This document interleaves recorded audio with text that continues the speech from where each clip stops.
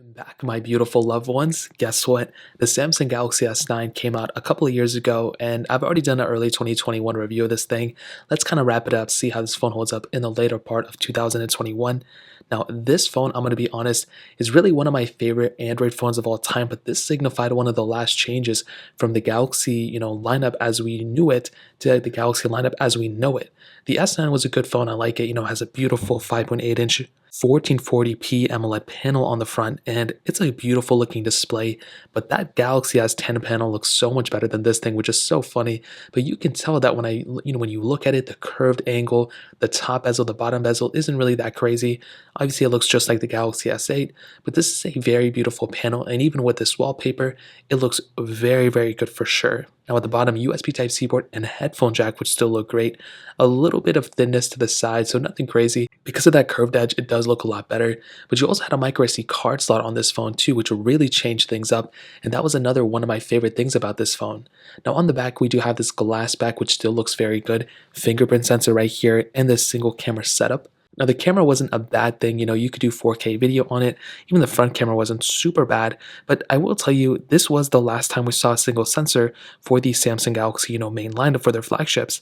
And this was something that was very crazy because you could do 4K at 60, which is great, but the next lineup for the S10 was crazy because you had that triple camera setup, so it already made the Galaxy S9 look fairly old, even though the S9 Plus had a dual camera setup. Now, camera quality isn't bad. I'm sure everyone knows this. 4K at 60, you have, pretty good front-facing camera too, but it is pretty outdated. And my Galaxy S9 had a focusing problem, as you guys can see.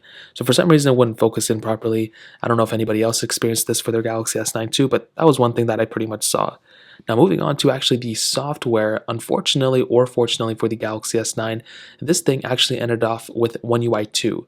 Now, one way to look at it is, it's not getting any more software updates, but I'm actually really happy that it at least got One UI 2, mostly because of this feature, and that is a gesture-based design.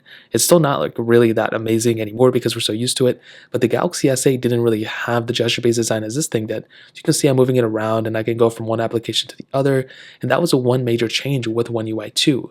So even though this thing didn't get the software updates that the Galaxy S10 is going to get, I'm at least glad that it got these, gesture-based design, which is one of my favorite things about this phone for sure. Now, performance-wise, this thing is a little bit different. Had that Qualcomm Snapdragon 845 chipset with 4 gigabytes of RAM on each model, and I definitely do think, again, this is one of its biggest highlights was the performance of that time. It wasn't a big difference from the Galaxy S8, to be completely honest, but at least it didn't get slowed down, and at least it got, one more version of software than the S8, which I think was good. But in so many ways, the performance of this thing was kind of lackluster compared to its, successor, which was the Galaxy S10. The S10 is still a very good, solid phone. The S9, I think it's good, but it's really not that great anymore.